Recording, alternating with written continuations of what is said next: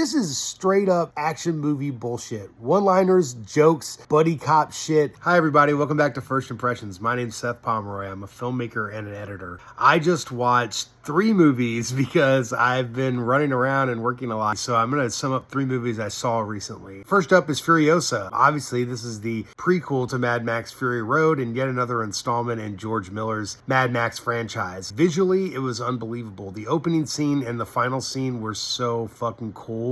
And just being able to go back to the Fury Road world was just awesome. I liked it, but I was not blown away by it. Now, that hurts me to say because I'm a big fan of these movies and I really wanted to love it. But, you know, I think all prequels just come off like, is this necessary? And I think that's the same with this one, unfortunately. Okay, next movie I watched, totally different vibe. Somewhere in Time, which is a Christopher Reeve movie. It's a time travel movie where Christopher Reeve basically sees this photo of this woman that he's obsessed with, who is an actress. He's a playwright. She was an actress in the 1800s. He sees her photo and sort of becomes obsessed with it, and then finds out that she had an interest in time travel and had read some philosopher's book on time travel. So he hunts this book down and he learns this practical way of doing time travel, and he goes back in time to meet the woman of his dreams. The concept's great.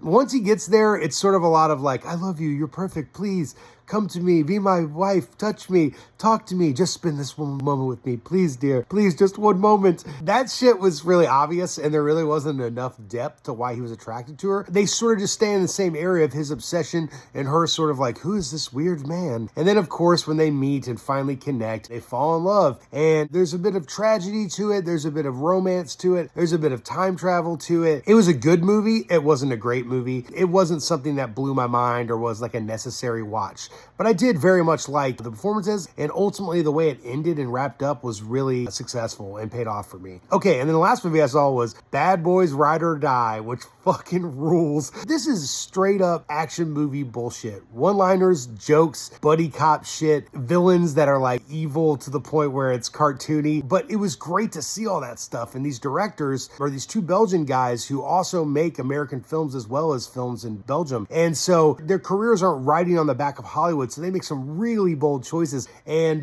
Martin Lawrence is so fucking funny in this movie. Every fucking line and scene and his motivation for stuff is so funny. It just reminded me of how much I've loved him throughout his career in the early 90s, and they certainly don't make movies like this anymore. So seeing it in the theater and just feeling like, wow, this is as tropey as it gets and I'm having a ball was a lot of fun. So I do recommend seeing Bad Boys over these other 2 movies, which makes no fucking sense, but it's true. All right, I hope you guys are doing well, and thanks so much for watching. We'll see you next time.